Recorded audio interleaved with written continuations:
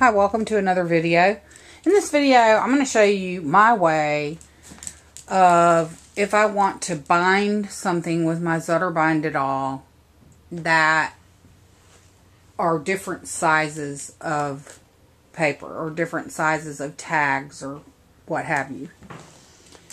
So, let's say for example that I was going to do a 10 by 6 album. What I would do is I would make a template that would show me or guide me on where to punch the holes. And so what I would do with my template is I would take and slide it into my Zutter Bind-It-All. And I would eyeball where I would want my rings to go. And then there's a little arrow right here on the Zutter Bind-It-All. I'm going to turn it so I can see it. And I take my pen and mark where that is. And then I punch the hole.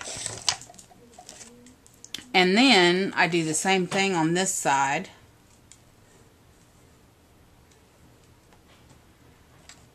And I mark with the pen where the arrow is. And then I punch my hole. And hopefully this looks about right of where I would like for my rings to be. And it does. It looks about right to me. So then what I would do after I do that is I would take and lay my template down. And I have a mat that has lines on it. And I would line it up with my mat so that I can tell that my ruler is straight. And then what I do is I'm going to take and where I mark that line, I'm going to put a full line across my template.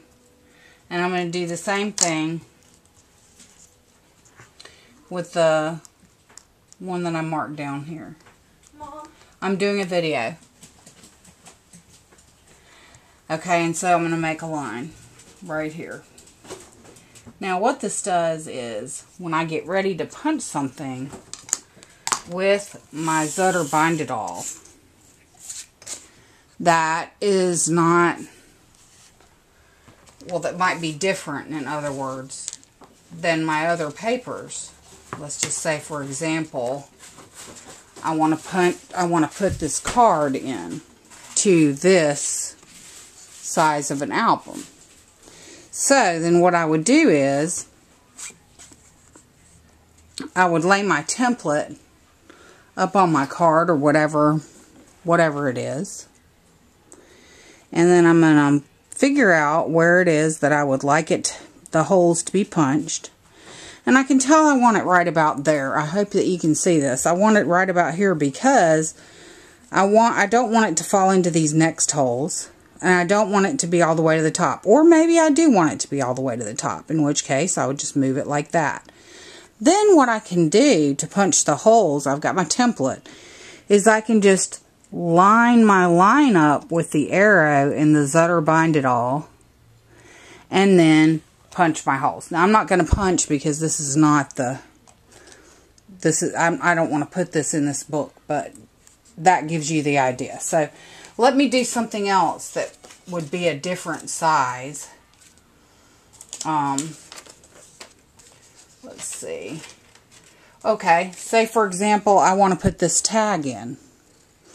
Okay, and I need to see where my holes are going to punch, as you can see. So I take my template and I line up where I want my holes to punch. Let me do it this way. And I want them to punch right about there. So what I'm going to do is I'm just going to slide it up. And then all I have to do to punch those holes is line my line that I've drawn on my template and punch the holes. Or if I want to do, say for example, a die cut. Same thing. I just figure out where I want my holes.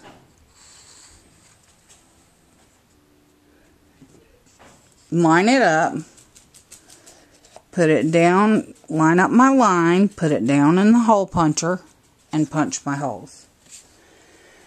So, let's say, for example, I want to have one thing on the top and one thing on the bottom. Like, say, for example, I want to have these two